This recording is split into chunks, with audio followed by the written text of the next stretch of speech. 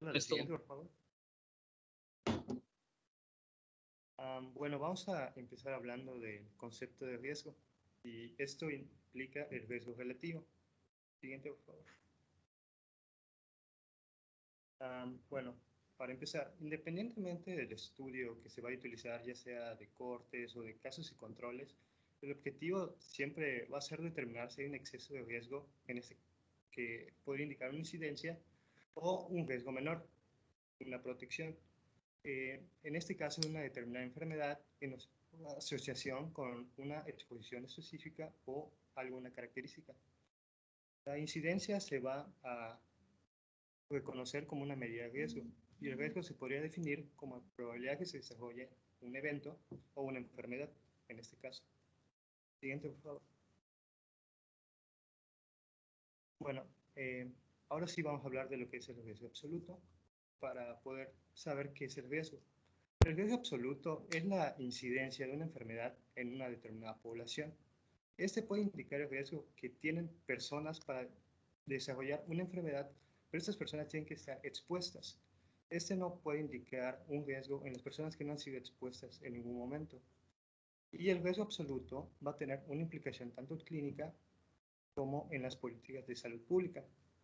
En este caso, hay un ejemplo que dice que el riesgo absoluto se puede ver ejemplificado cuando una mujer que en su tercer trimestre del embarazo, perdón, en su primer trimestre del embarazo, contrae rubiola. Entonces ella le va a preguntar al médico cuál es la probabilidad de que su hijo desarrolle alguna malformación. Y el médico le va a contestar con dato, con una cifra, pero no le va a dar una asociación entre si ella, cuál es la probabilidad antes de que ella se enfermara y cuál es la probabilidad ahora que ella está enferma, sino simplemente le va a dar una cifra.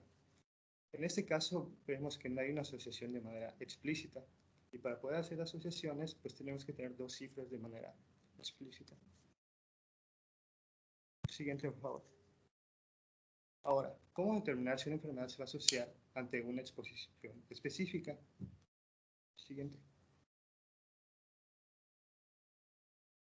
Bueno, para poder determinar si existe una asociación entre una exposición específica y una enfermedad concreta, se debe determinar a menudo a partir de los datos obtenidos en estudios transversales, de casos y controles, de cortes o cualquier tipo de estudio, si existe un riesgo, un exceso de riesgo de determinada enfermedad en personas que han sido expuestas ante un determinado agente. Para esto van a haber dos formas. La primera va a ser el cociente de riesgos, o también llamado tasa de incidencias, en el que se va a sacar una división entre el riesgo de enfermedad en expuestos entre el riesgo de enfermedad en personas que no han sido expuestas. El segundo caso puede ser la diferencia entre los riesgos. Y este va a ser una resta. Se va a restar el riesgo de enfermedad en personas expuestas y el riesgo de enfermedad en personas que no han sido expuestas. Siguiente, por favor. Bueno, aquí vamos a ver un ejemplo. Acá hay dos poblaciones, la población A y la población B.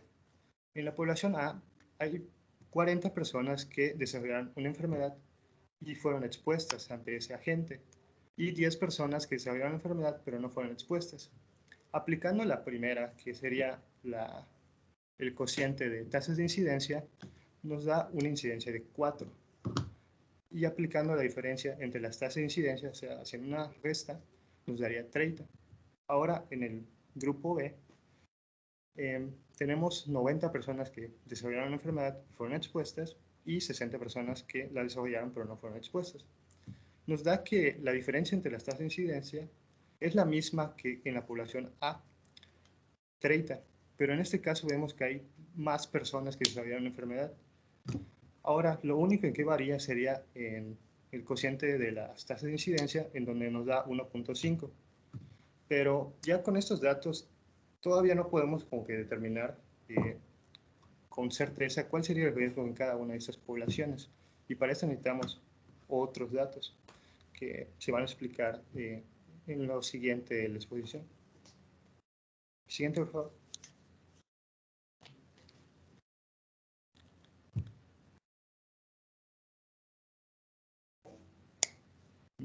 No se cambió.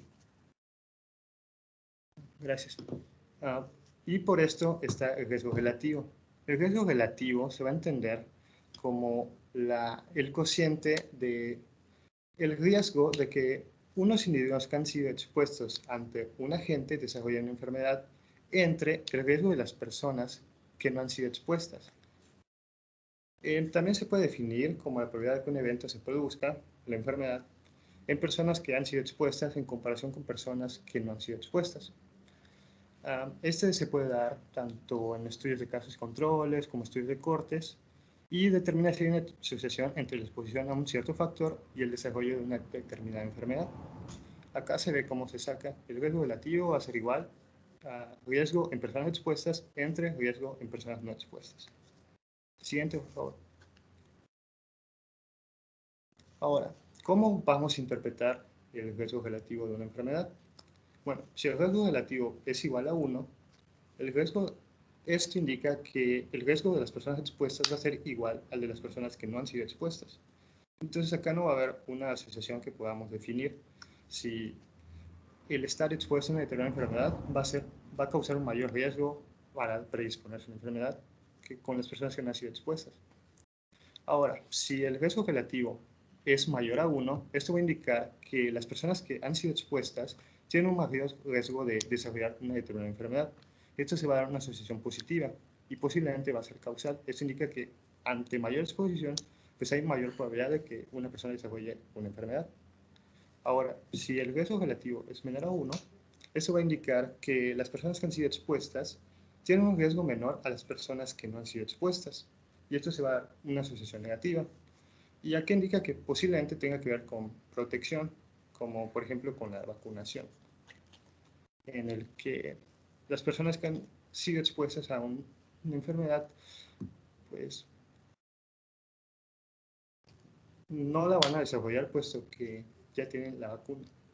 En este caso serían las personas que no han sido expuestas. No sé si se entendió.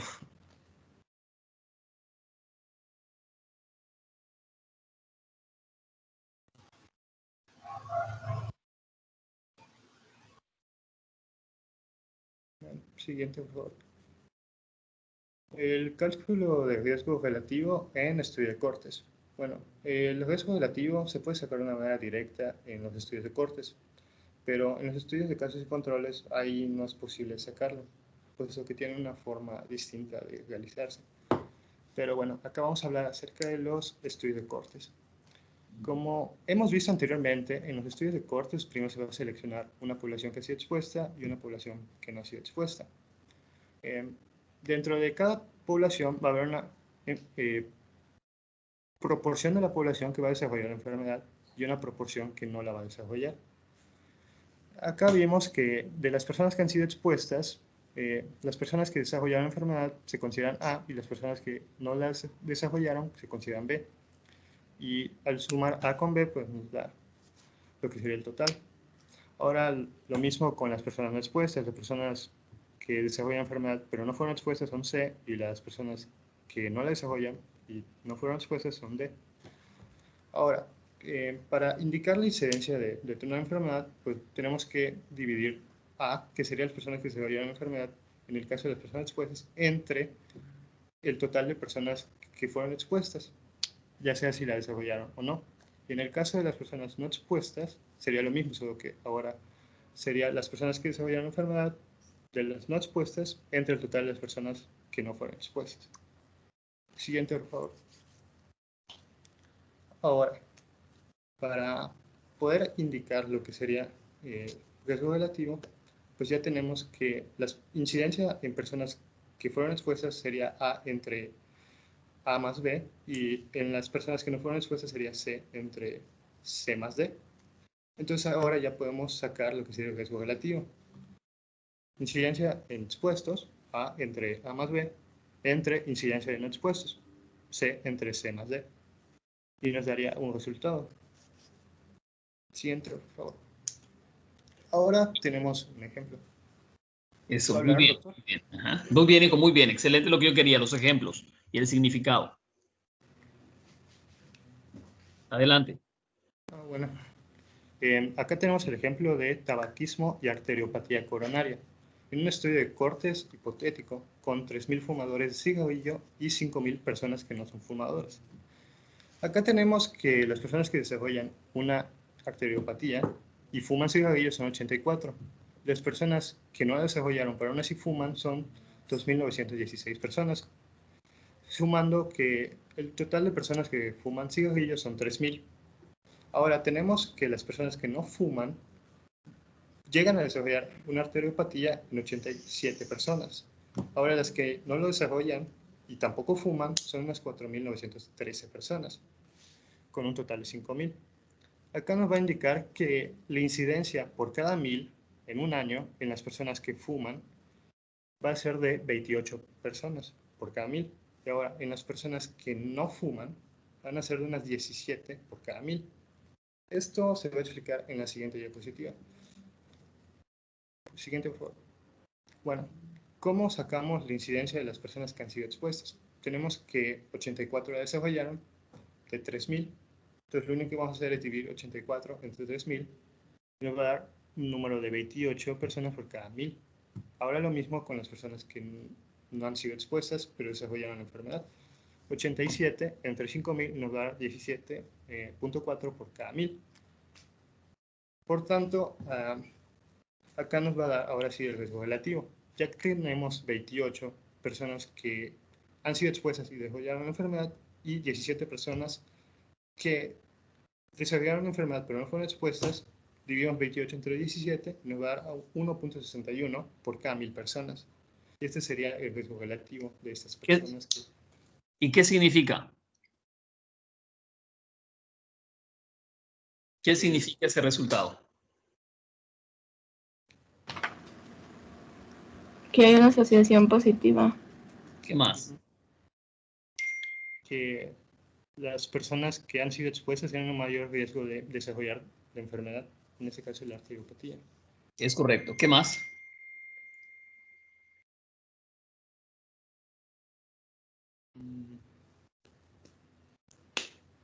Veanlo de manera global.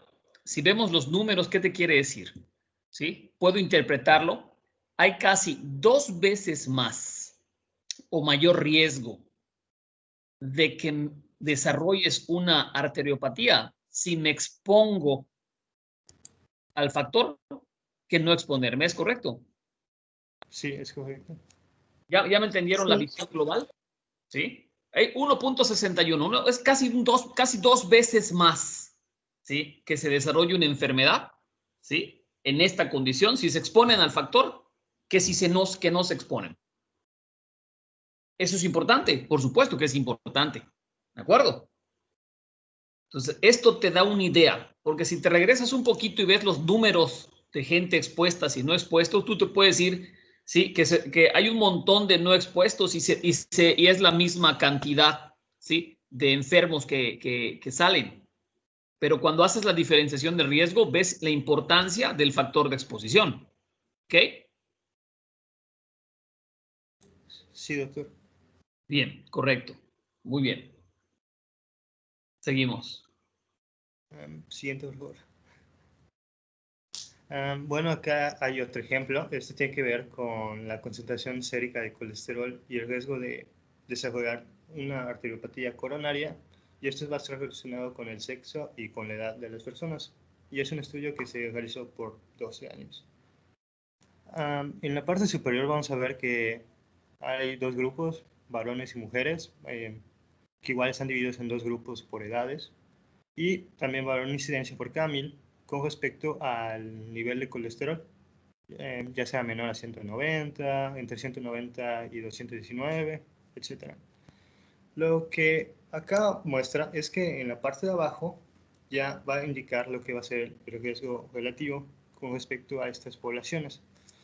Lo que acá pasó es que se determinó que la población de varones entre 30 y 49 años y con colesterol menor a 190 va a ser la población como que base y esta la vamos a utilizar como si fuera la población que no fue expuesta y desarrolló una enfermedad, puesto que es un número que no es tan grande y se puede llegar a manejar. Entonces es lo que se puede observar acá. acá te lo maneja como el riesgo relativo de 1, y ya con base a esto se van a ir dando los siguientes riesgos. Por ejemplo, si dividimos 105 entre 38, nos va a dar el 2.8 de acá. Si dividimos el 11.1 en el caso de las mujeres de 30 a 49 años, entre el 38.2, nos va a dar que el riesgo relativo va a ser de 0.03, de 0.3, y así respectivamente.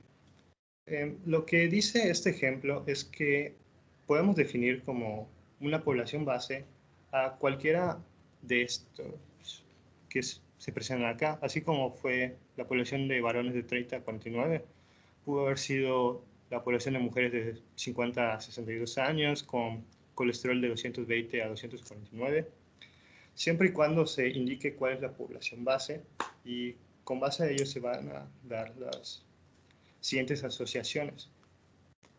Y esto sería toda mi parte por el momento.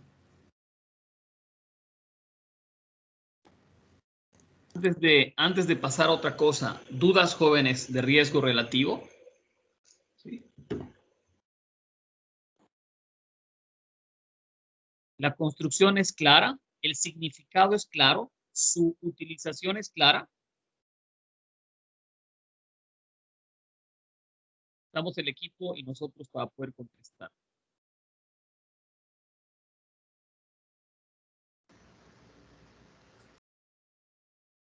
Bien, continuamos entonces. Bueno, ¿se escucha? ¿Sí se escucha? ¿Sí se escucha?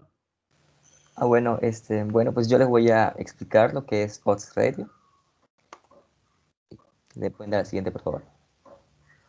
Y para poder saber qué es qué es el odds radio, primero tendremos que saber qué es una odds. Una odds es igual a una posibilidad. Sin embargo, en la vida cotidiana, muchas veces asociamos probabilidad y posibilidad y asumimos que es lo mismo. Sin embargo, no lo es, porque la posibilidad o el odds se entiende como el cociente de la probabilidad de las probabilidades complementarias de que ocurra un suceso entre las que no ocurra. ¿A qué me refiero con probabilidad complementaria? Por ejemplo, si tenemos una probabilidad de lluvia del 60%, la probabilidad complementaria sería un 40%, de tal forma que si dimos la probabilidad de que llueva entre la probabilidad de que no llueva, nos va a dar nos va a dar la posibilidad o el odds, que vendría siendo 1.5. 1.5 es la posibilidad y 60% es la probabilidad. Siguiente, por favor.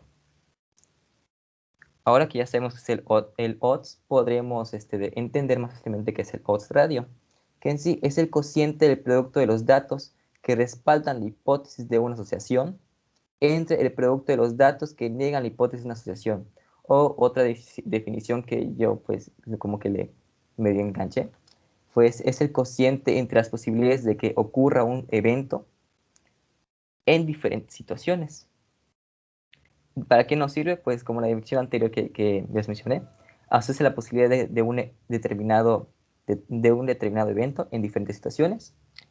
Esta, a diferencia del riesgo relativo, se puede obtener directamente tanto en estudios de corte como en casos y controles, ya sea emparejados o no emparejados, y se interpreta de la misma forma que el riesgo relativo.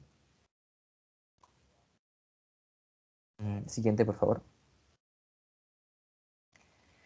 Ahora, el odds radio en estudios de corte. Aquí, ¿cuál va a ser el evento que vamos a comparar? Va a ser la enfermedad. El evento ocurrido va a ser la enfermedad y la situación diferente va a ser la exposición. Vamos a comparar si vamos a dividir, bueno, para obtenerlo vamos a dividir lo que es la posibilidad, ya debemos haber sacado el odds, de enfermedad de un expuesto entre la posibilidad de enfermedad de un no expuesto. En los estudios de caso vamos a tener cuatro casos diferentes, que nos va a llevar a 4 celdas diferentes. La celda A, que es expuestos enfermos, la celda B, que es expuestos no enfermos, la celda C, que es no expuestos enfermos, y la celda D, que es no expuestos y no enfermos. Para las fórmulas para poder encontrar el odds radio, mayormente se van a basar en los valores de las celdas independientemente de cuál sea el valor. Por ejemplo, se puede utilizar ya sea la incidencia o los datos recabados en investigación. Aquí tenemos un ejemplo. Siguiente, por favor. Ahí está. Por ejemplo, usando la incidencia, primeramente tendríamos que buscar la posibilidad o la O, que en este caso sería posibilidad de la celda A entre posibilidad de la celda B, o sea, posibilidad de que los expuestos se enfermen entre posibilidad de que los expuestos no se enfermen, lo cual si lo sustituimos, nos daría un total de 3. Y después tendríamos que sacar la odd de los casos no expuestos. La probabilidad de que un expuesto se enferme entre la probabilidad de que uno expuesto no se enferme, lo cual nos daría esta odd. Después, estos valores los vamos a sustituir de tal forma que la odd de los expuestos va a ser dividida entre la odd de los no expuestos. En este caso, dándonos un valor de 2. Y siguiente. ¿Y qué significa eso? ¿Lo vas a ver? Pues ¿Lo vas a significa poner que en la siguiente? no en la siguiente, no como tal, pero nos diría que hay una mayor asociación entre... Hay tantas veces más posibilidad de que una persona se llegue a enfermar. Por ejemplo, es el doble posibilidad de que una persona expuesta se enferme a la que una persona no expuesta. Exacto. Acuérdense que son medidas, ¿sí?, de cuantificación de riesgos. Si me expongo o no me expongo y las cuantifico y las califico en base a estos conceptos estadísticos, ¿sí?, que pueden asociar la intensidad de que se produzca una enfermedad entre expuestos y no expuestos. ¿De acuerdo? La OR en este ejemplo de expuestos y no expuestos es 3 entre 1.5, es el doble. ¿De acuerdo? ¿Ok? ¿Sí? ¿Sí? Que te la va dando el ejemplo A y B de las ODD, ¿ok? Entre la población, ¿sí?, de expuestos que se enfermaron y la población de expuestos que no se enfermaron. Y el comparativo entre los no expuestos que se enfermaron y los no expuestos que no se enfermaron. Son medidas de riesgo. ¿Qué pasa con este grupo de pacientes si los someto a una exposición? ¿Y qué pasa si no los someto a una exposición? ¿Ok? Y sus diferentes variables. ¿Ok? No se me confundan, no se me diluyan. Son medidas de riesgo de que se produzca una enfermedad, ¿sí? Y son medibles. Adelante, por favor. Siguiente, por favor. De la misma forma, igual se pueden usar los datos recabados y si se fijan, básicamente la fórmula con base en las celdas va a ser lo mismo. Lo único diferente es que vamos a usar, en vez de usar la incidencia, vamos a usar los datos recabados. Por ejemplo, si tengo un estudio de 200 personas expuestas y 150 expuestos se enfermaron y 150 y 50 no se enfermaron, pues en base a ese número yo ya puedo sacar directamente de la OD sin buscar primeramente la incidencia. Y algo que me pasé a decirles es que por despeje, si queremos hacerlo de una manera más directa, esto solamente lo puse para que se entendiera un poco mejor, podríamos sacar el OR multiplicando el valor de la celda A por el de la celda D entre el valor de la celda C por la B. Y de esa forma se obtendría más directamente. Así es una tabla, una regla de 4, ¿de acuerdo? Sí. Bien, Sí. muy bien.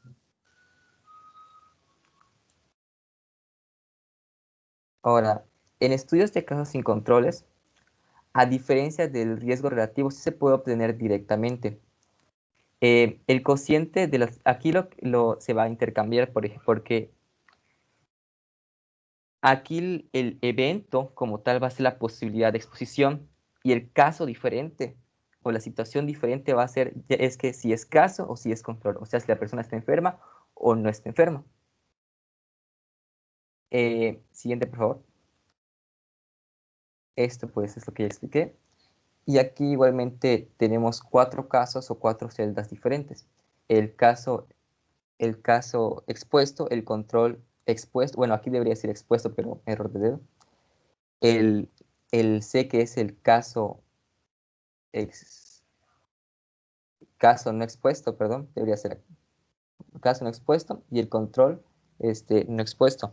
Sí, es al revés. Ok. Sí, sí, se ve. Ok. Y pues para poder sacarlo, a diferencia del siguiente, por favor, ¿la podrías cambiar? A diferencia del coherente, si se dan cuenta aquí la agrupación no es horizontal, sino la agrupación es vertical. Primero vamos a comparar los casos, por ejemplo, A en 3. Vamos a buscar el porcentaje de casos que está expuesto y buscando SWOT, sustituimos valores, ya sea de acuerdo a ya sea de acuerdo a la incidencia o de acuerdo a los valores recabados, y nos daría, por ejemplo, en este caso, la O de los casos sería 4 y la O de los controles sería 1.5, y la O radio pues vendría siendo 2.66, o sea que es 2.66 veces más probable que una persona se enferme que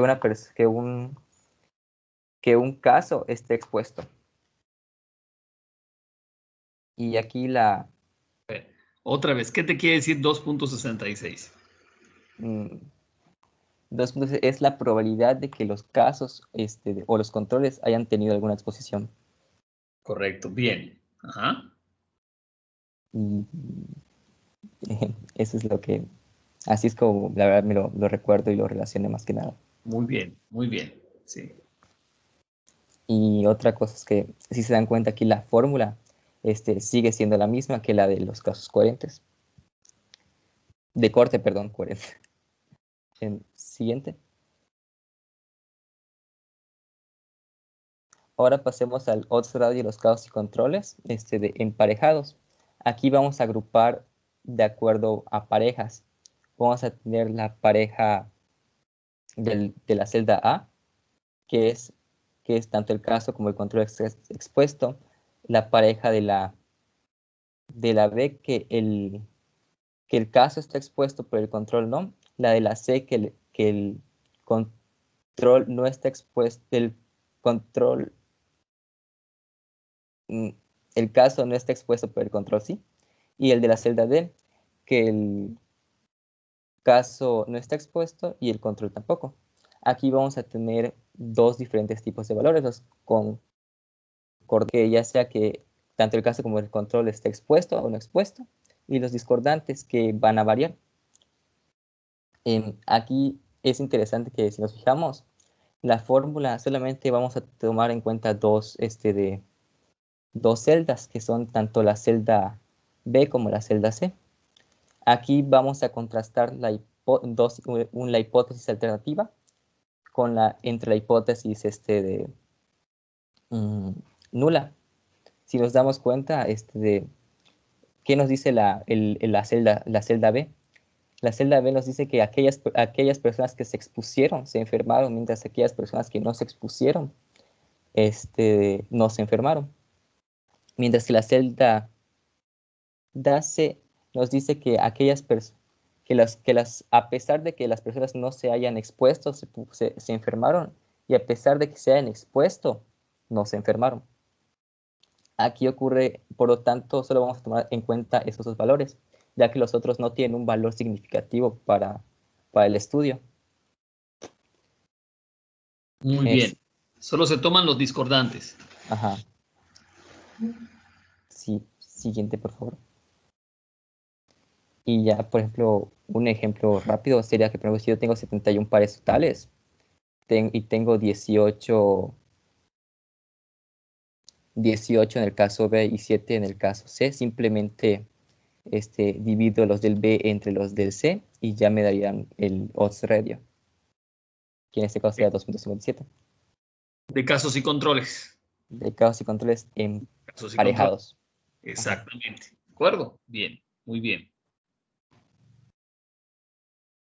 Siguiente. Y eso ya sería todo.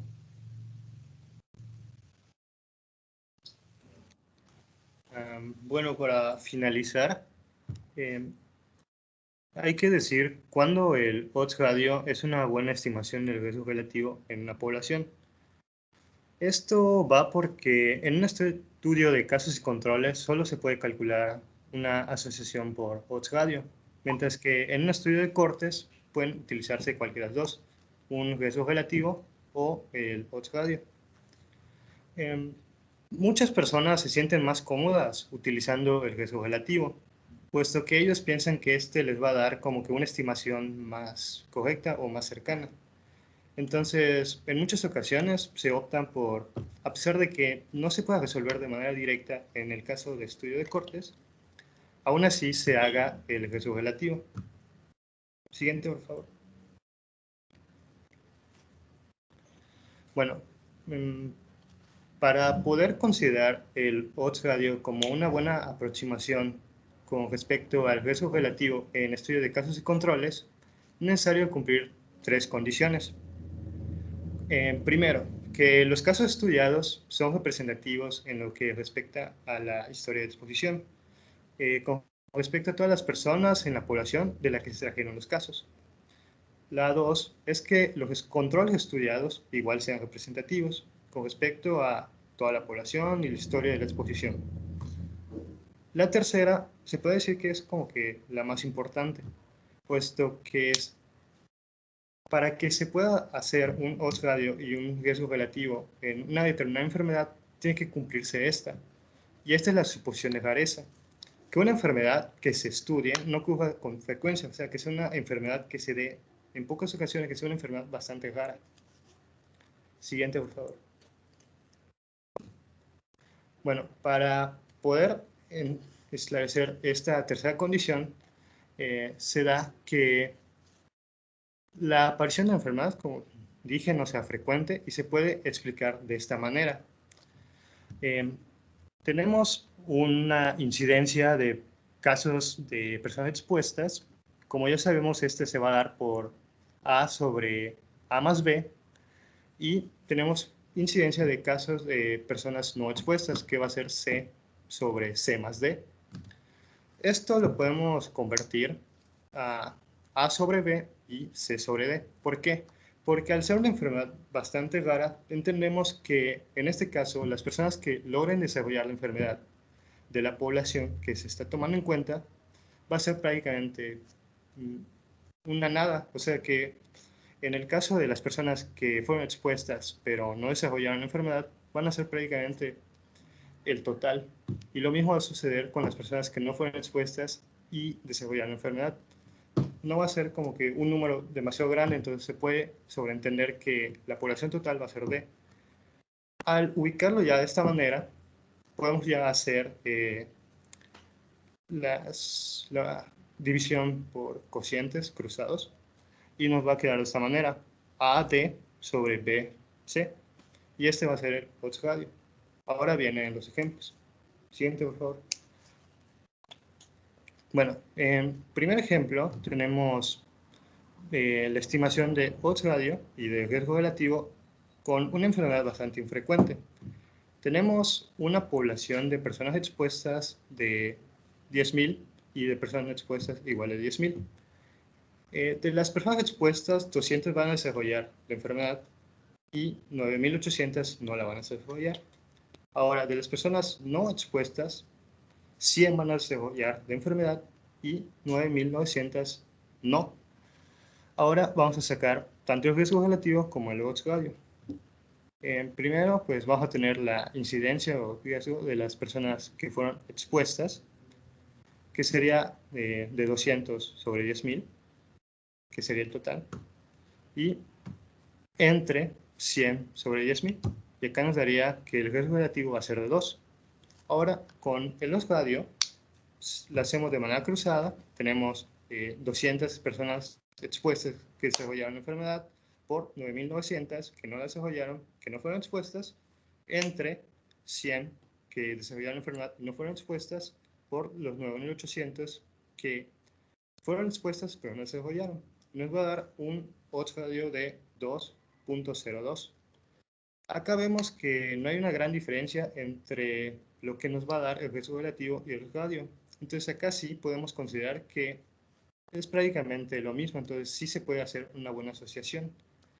Ahora, en el caso de enfermedades que son más comunes, o sea que no son raras, pues tenemos este segundo ejemplo.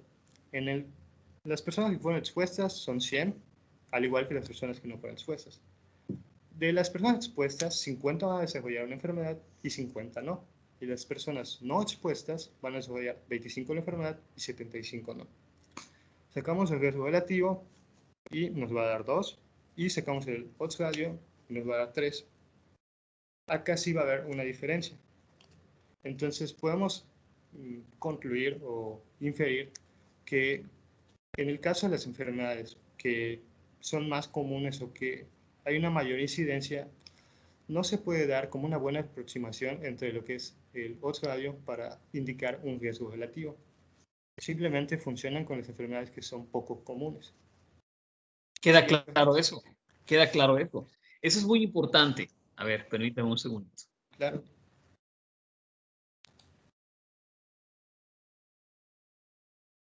La siguiente diapositiva, por favor. Como ya dije, esto pues, nos demuestra que el odds radio en sí mismo es una medida válida de asociación sin considerar al riesgo relativo, pero sin embargo se va a optar siempre por utilizar el riesgo relativo como un índice de asociación cuando la aparición de la enfermedad es poco frecuente. Y el odds radio es una buena aproximación, como se vio en el ejemplo anterior. Siguiente. Y ya para concluir, el odds radio es una medida útil de asociación por sí misma, tanto en estudios de casos y controles como en estudios de cortes. Y en estudios de cortes el riesgo relativo se puede calcular de una manera directa. Y en estudios de casos y controles el riesgo relativo no puede calcularse de una manera directa. De manera que se utiliza el radio o posibilidades relativas. Y esta es una buena estimación del riesgo que se tiene de tener una enfermedad, sobre todo cuando el riesgo es bajo.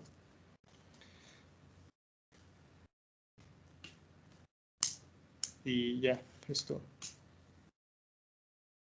Muy bien, antes de continuar, ¿alguna duda sobre conceptos y cuantificación de riesgos? ¿Ok? Riesgo relativo, odds ratio. Repasen la presentación, está grabada, ¿sí? Es muy importante. Cualquier duda, comuníquense conmigo, ¿sí? Pregúntenme. Repasen la distribución de los números de las variables, ¿sí? Y sobre todo, repasen su utilización, ¿de acuerdo? Bien, continuemos entonces.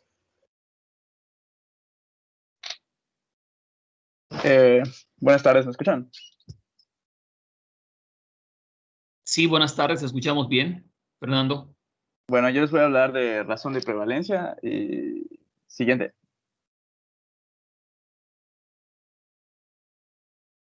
Bueno, la razón de prevalencia es una medida de asociación. Se usa en estudios transversales que observa datos, variables que se recopilan por un periodo de tiempo sobre una población muestra o subconjunto. Su característica principal es obtener una muestra aleatoria y probabilística de la población de estudio. El objetivo es conocer la prevalencia de la enfermedad y buscar factores asociados. Indica cuántas veces es más probable que los individuos expuestos presenten la enfermedad respecto a los no expuestos. Esto es similar a riesgo relativo, pero en vez de usar incidencias, usa prevalencia. Esta medida de asociación se obtiene cuando la enfermedad que se estudia tiene un periodo de desarrollo o exposición conocido, lo cual ocurre con enfermedades infecciosas. Siguiente. Bueno, y aquí un esquema de cómo se puede sacar la razón de prevalencia. Se agarra una muestra y esta muestra se divide en dos grupos de dos que están, un grupo que se asocia al factor que se quiere estudiar con la prevalencia, que tiene enfermos y no enfermos, y otro grupo que no está asociado con ese factor y tiene enfermos y no enfermos. Esto tienes que sacar la prevalencia de cada uno y dividirlos, y eso te va a dar razón de prevalencia. Si el valor de la razón de prevalencia es igual a 1, se interpreta como igual prevalencia de enfermedad entre los expuestos y no expuestos. Un valor mayor de 1 significa que la prevalencia es mayor en los expuestos que en los no expuestos. Y un valor menor significa que es mayor la prevalencia en los no expuestos que los expuestos. Siguiente. Bueno, aquí les voy a poner un ejemplo que ya había puesto mi compañero.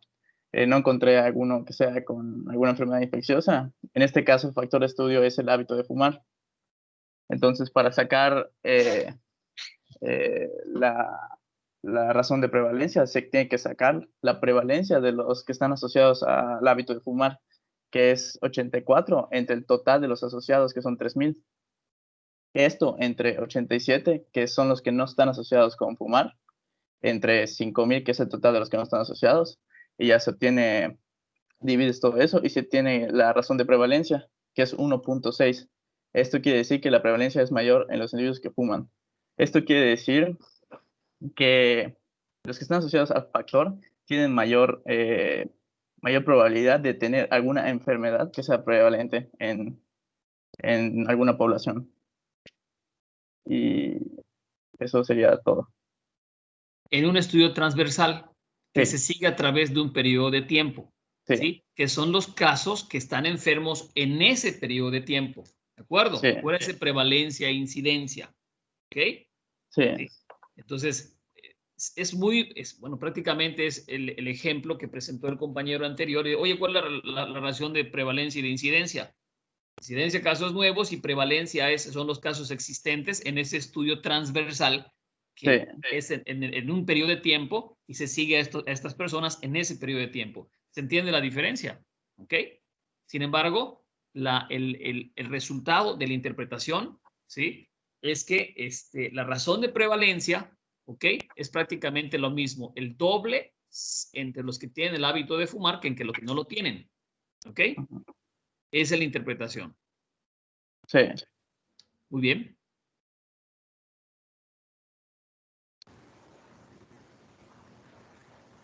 Ahorita va a continuar mi compañera Frida. Bueno, antes de definir lo que es riesgo atribuible, pues es importante mencionar que este tipo de medición va a ser posible en estudios analíticos donde se van a comparar a un grupo de personas en un ensayo clínico, donde se tiene un contraste entre quienes estuvieron expuestos a un factor de riesgo o entre los que no estuvieron expuestos a un factor de riesgo. Bueno, en sí lo que es el riesgo atribuible, como aquí lo menciona, es que es la cantidad o proporción de incidencia de la enfermedad que se puede atribuir a una exposición específica. La fórmula que se va a utilizar es incidencia en el grupo expuesto menos la incidencia en el grupo no expuesto. Un ejemplo de esto, pues la imagen que se muestra ahí, el ejemplo que maneja el libro es de la arteriopatía crónica. Bueno, sabemos que pues hay un nivel de riesgo base, que va a ser, por ejemplo, no sé, el tipo de vida que llevas, o tu alimentación, tus hábitos, y un riesgo o un factor que va a hacer que tengas más probabilidades de tener esa enfermedad. Eso es el riesgo atribuible. Es el cuadrito que es como color azul. Siguiente, por favor. Bueno, ¿a qué preguntas responde lo que es el riesgo atribuible? Estas son dos preguntas que dice, ¿qué proporción de la enfermedad se atribuye a una determinada exposición o cuánto del desenlace es provocado por la exposición? Y la otra pregunta sería, ¿cuánta de la incidencia de una condición es posible prevenir si somos capaces de eliminar la exposición a cierto factor? Bueno, esto tiene implicaciones clínicas y de salud pública. Un ejemplo que se puede ver lo que es en la vida diaria de un médico es que, por ejemplo, cuando tú le dices a un paciente que deje de fumar, detrás de lo que tú le dices, tú sabes que fumar es un riesgo es un factor de riesgo para que la persona desarrolle cierta enfermedad. En este ejemplo pongo la arteriopatía crónica. No sé si me doy a entender con ese ejemplo. Siguiente, por favor. Siguiendo con el por un ejemplo en un caso infeccioso reciente, ¿cuál sería? pues, por el COVID, un factor de riesgo podría ser, por ejemplo, trabajar en un hospital o el no utilizar la mascarilla. Ese podría ser un ejemplo de riesgo atribuible. Exactamente, queda claro. Sí. Así de sencillo, queda claro. ¿Sí? Es atribuible a tal factor. ¿Okay? Muy bien, Frida. Y desarrollando más el ejemplo, pues está que se muestra igual en el libro, donde se muestra una población expuesta y no expuesta a un factor de riesgo. En este caso es fumadores y no fumadores. Primero que nada se tiene que sacar, para sustituir la fórmula, pues se tiene que sacar la incidencia entre los que fuman y los que no fuman. Aquí abajo se puede ver la sustitución de la fórmula. Y ese resultado que arroja es el que va a servir para la aplicación clínica. Ese 10.6 que se ve ahí, ese significa que son los casos incidentes en los fumadores que son atribuibles al hecho de fumar. Y otra forma de verlo es que ese 10.6 de los 1000 casos incidentes de arteriopatía crónica que presentan son de fumadores. Siguiente, por favor. Y simplemente si se quiere expresar como proporción, se va a dividir entre la incidencia en el grupo expuesto y arroja como resultado 37.9% de la incidencia de arteriopatía crónica en los fumadores, que puede ser atribuible al tabaquismo. Y esto también menciona que ese 37.9% es el que se podría evitar si se deja de fumar. Siguiente, por favor. Bueno, y para recalcar la utilización en medicina, pues simplemente es que indica entre un grupo de individuos expuestos o no a un factor de riesgo, qué fracción de ellos es atribuible al factor que se analiza. Es importante para valorar la importancia de un factor como contribuyente a la presencia de la enfermedad en estudio. Siguiente, por favor. Antes de que sigas con este. Sí. Regrésate 2 diapositivas. Ok. ¿Ok? Si lo expreso como proporción, ¿qué quiere decir el 37.9? Es el porcentaje de la población que se debe al tabaquismo. De las personas que tienen arteriopatía crónica en los fumadores es que es atribuible al tabaquismo. ¿Ok? Entonces, el 38% del casos nuevos de patología coronaria, ¿sí? Sí. Es atribuible entre los fumadores, es atribuible al tabaquismo. Regrésate una más. No, regrésate. Ah, es esta. Ok. No, regrésate. Aquí. Ese 10.6, ¿qué significa? El anterior. Yo no. Es la otra diapositiva. Otro, Iván, anterior. Esta. ¿Qué significa el 10.6? Es lo mismo, solamente que no se está expresando en porcentaje. Exactamente. ¿De acuerdo? ¿Ok? ¿Sí? Entonces, en este tipo de variable, ¿sí? Le damos un peso, ¿ok? ¿A qué porcentaje, ¿ok?, de los casos son atribuibles al hecho de que la persona tiene este riesgo? Dicho de otra manera, si tuviéramos una campaña eficaz para dejar de fumar, fíjense, eso es muy, muy válido la interpretación que también pedimos, podríamos prevenir el 10.6 de cada 1000 casos nuevos de de patología coronaria. Imagínense, ¿se entiende bien? Si tuviéramos un factor de prevención, podríamos prevenir, valga la redundancia, 11 casos de 28 de cada 1000 pacientes, ¿sí?, que puedan presentar patología coronaria entre los fumadores. Fíjense la significancia de esto, ¿ok? Seguimos, Frida. Sí.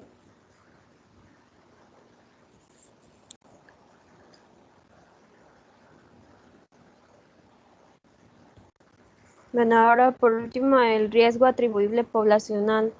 Este únicamente cambia, que es una medida que se va a determinar el impacto que tiene la exposición a un factor en toda la población. Ya no solamente va a ser entre el grupo expuesto, sino en toda la población. Y la fórmula solamente cambia en que va a ser una resta entre la incidencia en la población total y la incidencia en el grupo no expuesto. Y si se quiere expresar como una proporción, va a ser la incidencia en la población total. Y la pregunta que va a responder el riesgo atribuible poblacional es cómo va a cambiar la carga sobre el sistema sanitario o la carga de sufrimiento en toda la comunidad, no solo en los individuos expuestos. No sé si se entiende.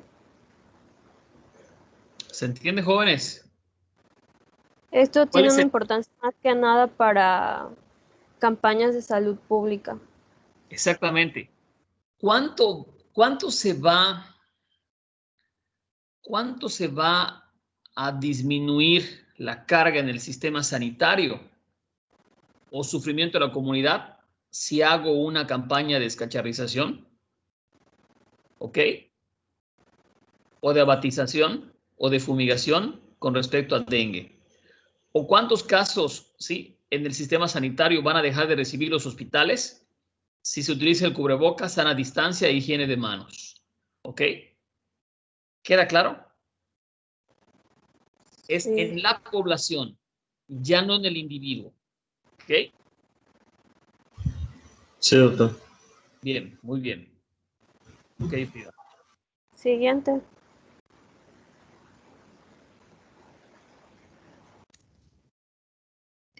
Muy bien, compañeros.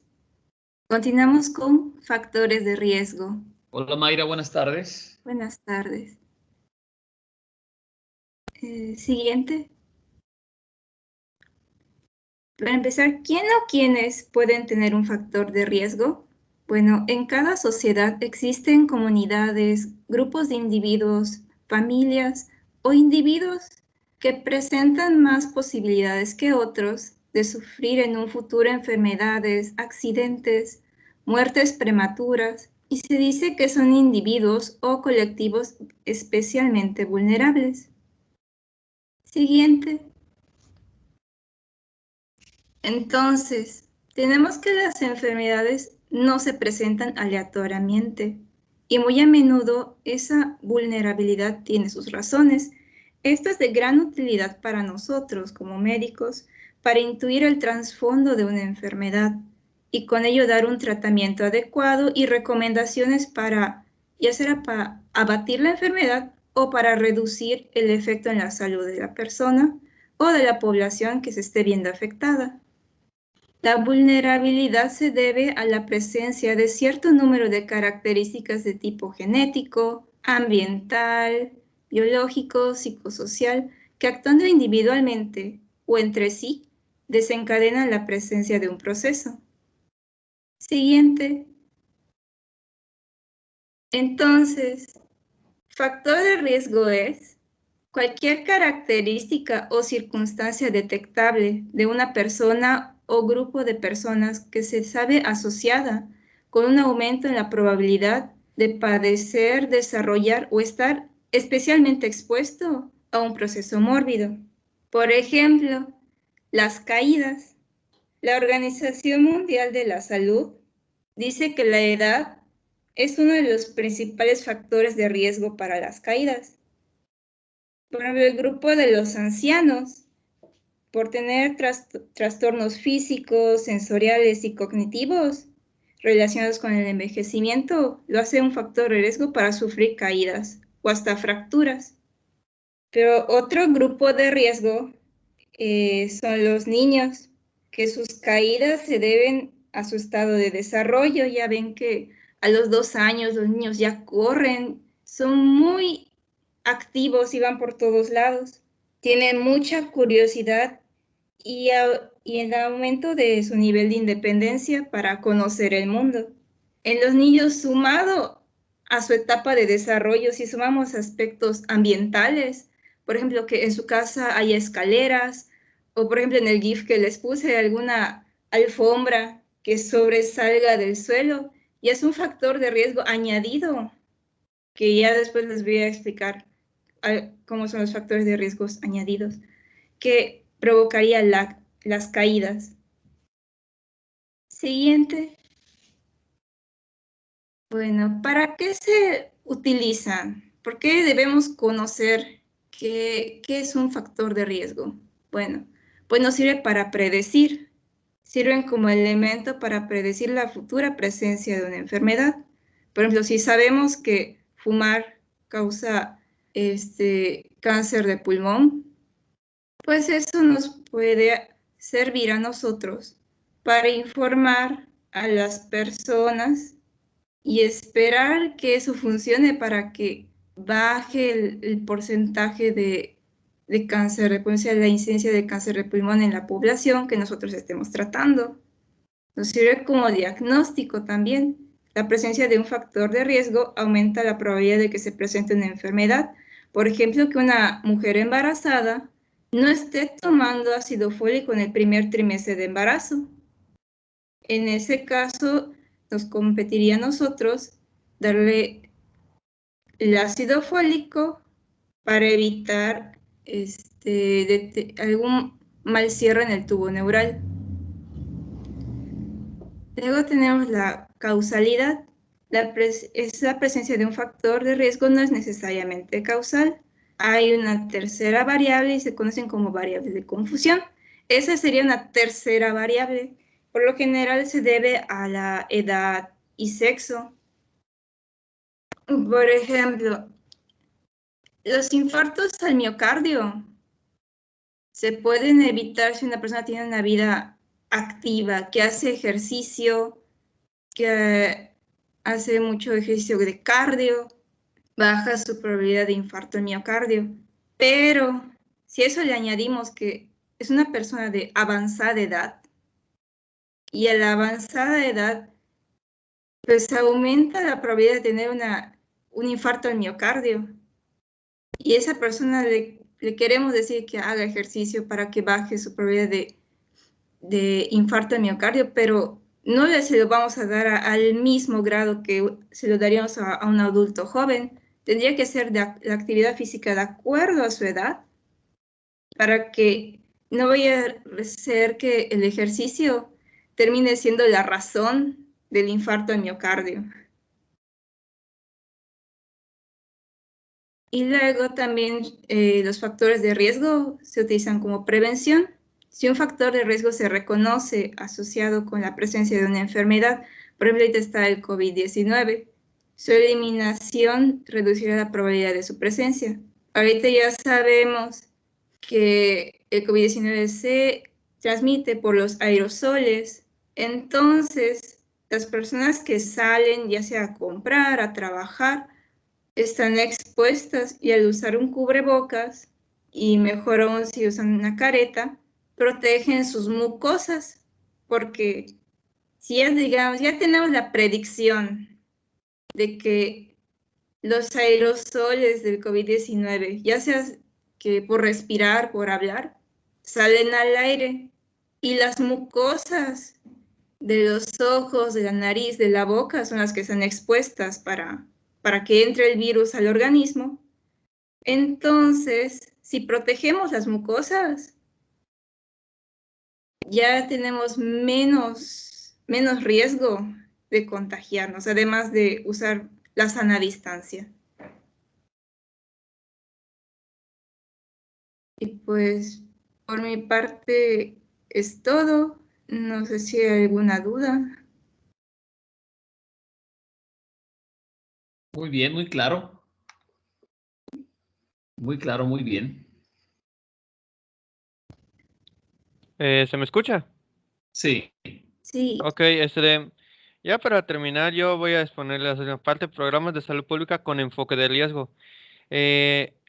No sé si lo sepan, pero actualmente si ustedes buscan en internet los programas de salud pública con enfoque de riesgo, te aparecen... Ay, ya no me deja cambiar la diapositiva. ¿Qué hiciste, Iván? Ahí está. Ahí está. Ahí se ven. Bueno, no importa, se alcanza a ver. Sí, bien. El dirección del programa de salud en el anciano, esperen, me perdí en mis ideas en qué pasó eso. Yo les decía, hay varios programas. Si ustedes lo buscan, les sale un archivo de la página oficial del gobierno mexicano, donde salen 18 programas diferentes que están agrupados en distintas partes. El primero viene siendo dirección del programa de salud en el adulto y en el anciano. Ya mencionó mi compañera Mayra que es una parte que es una población de riesgo común, pero en este también se agrupa el programa de obesidad y riesgo cardiovascular, el programa de diabetes mellitus y el programa de envejecimiento. Aquí les dejo los links para ir al PDF de la Secretaría de Salud, que es donde está explicado todo, ya alargado de unos PDFs de como 90 páginas más o menos cada uno. Entonces, si ustedes los checan, pues ahí explica cuáles son los factores de riesgo. De hecho, pues en el de obesidad y riesgo cardiovascular hay una peculiaridad que me parece importante mencionar, que es que en Yucatán en particular está aumentado esto. ¿Por qué? Porque Yucatán es de los lugares donde hay mayor obesidad y por ende mayor riesgo cardiovascular, ya que tiene que ver con esto. También hay por ende también mucha diabetes mellitus. Entonces son cosas que tenemos que aquí son factores de riesgo mucho mayores. Entonces, esto más que nada les voy a ir explicando cuáles son los programas que existen que tienen estos enfoques, pero este en particular me parece importante mencionarlo porque es algo que vamos a ver mucho aquí y pues vamos a estar acá mucho tiempo todavía, así que pues es algo importante a tener en cuenta.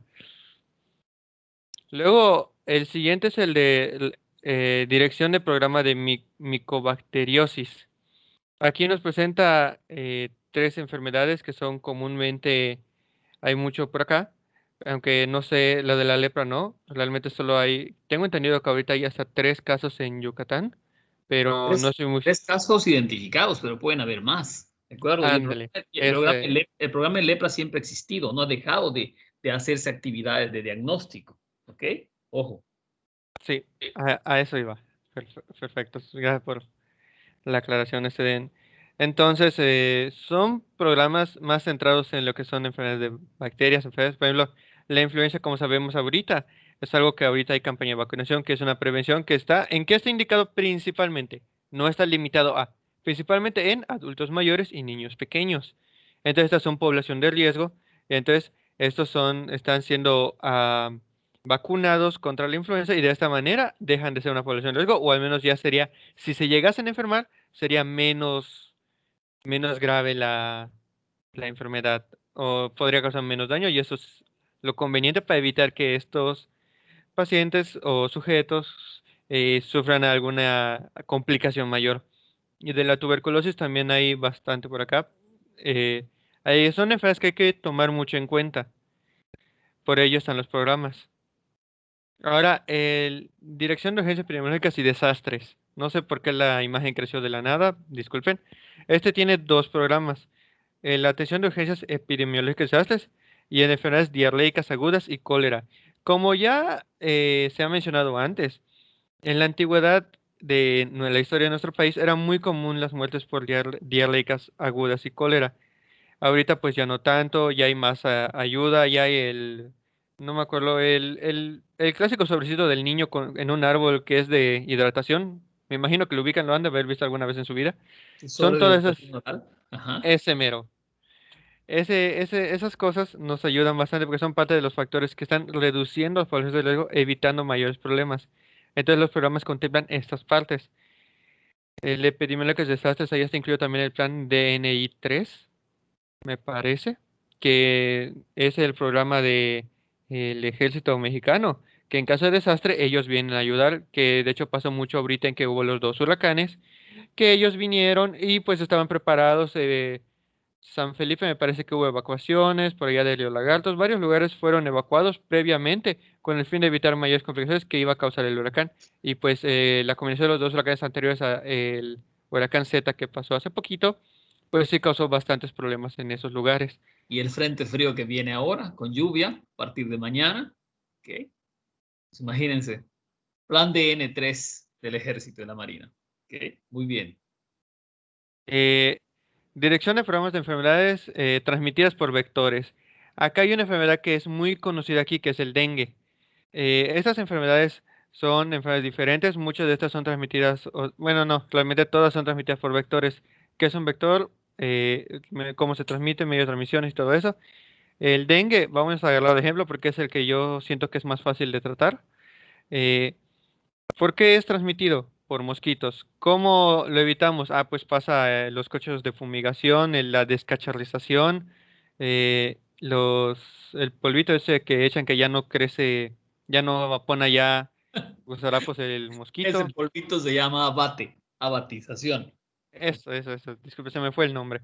No te preocupes. Entonces son programas que están hechos para controlar estos factores que se van transmitiendo, evitando pues que esto crezca, se vuelva un problema mayor y pues haya bastante problema. Por ejemplo, la enfermedad de Chagas, no ahorita, hace bastantito empezó el problema por los PIC, así se dice, no me acuerdo el nombre científico del bichito, un bichito negro con unas manchitas amarillas y naranjas en la espalda. Transmitía la enfermedad de Chagas, te picaba y tras picar, este insecto defeca y esas heces que él deja en tu piel, porque están chiquititas, es lo que va causando la enfermedad. Entonces, por eso, de hecho, si alguno de ustedes llegaba a ver uno en su casa, que yo de hecho me llegué a encontrar, había la idea de que se tenía que llevar no me acuerdo dónde, de un centro de salud o era de algo de... ¿Ah? Alideyo. Ajá.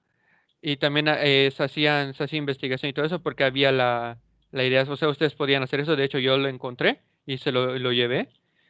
Fue bastante interesante, lo pude ver en el macroscopio porque conocía ya gente, un amigo, en fin. Entonces así es como vemos estos programas están ayudando bastante a reducir enfermedades porque en la enfermedad de Chagas, pues no sé si la hayan alguna vez leído, escuchado, es una enfermedad que puede causar daños bastante graves a largo plazo, ya que esta enfermedad no se da inmediatamente a cuando eres picado por este insecto, sino que tarda varios años en presentarse. Subdirección de rabia y otras zoonosis. Aquí vemos rabia humana, brucelosis y rickettsiosis. Estas enfermedades son comúnmente transmitidas por animales. Aquí también se menciona mucho el factor de que se tiene que reducir la población de perros callejeros. Eh, la rabia, pues, es un factor o sea, si a ti dicen rabia, te imaginas un perro rabioso de manera inmediata y esto pues tiene una razón. Es común que los animales la transmitan, también hay, pero no se limita a los perros, también hay para gatos y todo eso. De hecho, no sé si han pasado por sus casas alguna vez, pasan de la Secretaría de Salud igual, no sé si es Secretaría de Salud, con sus neveritas, te dicen vacuna de la rabia, ay, sacas a tu perrito y te ayudan, lo vacunas, tú lo sostienes y vacuna a tu perro y ya estuvo. Ahí ya tienes su vacuna y pasan cada tanto tiempo con el fin de pues que el perro esté protegido, el perro está sano, no tiene rabia, pues por tanto no puede transmitir rabia. Es un ejemplo bastante claro y así reducen ese factor que puede aumentar el peligro de esta enfermedad. Y eso sería todo por mi parte y pues con eso concluye la presentación de todo el equipo. No sé si hay alguna duda sobre los programas o algo que quieran que les aclare respecto a ellos. Excelente, Iván Rafael, muy bien, despertaste al grupo, excelente. Muy bien, te felicito. Gracias. Si te dan cuenta de todos estos programas de salud pública, todos están encaminados a prevención de riesgos, ¿de acuerdo? O sea, y así hay varios más, hay otros también, ¿sí? No solamente en los infectocontagiosos, sino también en los crónico-degenerativos, sino también aquellos de salud ambiental, ¿ok? Sino también aquellos que se manejan inclusive a través de protección civil y de otro tipo de actividades, ¿sí? Para la prevención de riesgos. Yo creo que este tema en particular es muy interesante. A veces genera un poquito de inquietud las fórmulas, la estadística, pero sí les pido a los dos grupos que sea tema de repaso, por favor, ¿sí? Ya tienen la grabación, vuelvan a repasar, están muy bien presentados, felicito al equipo, felicito a los que hicieron la presentación, muy bien, muy práctica, muy entendible. Sí, espero que así sea también para los demás compañeros y si tienen dudas, las aclaramos, ¿ok? ¿Pendientes, Milton?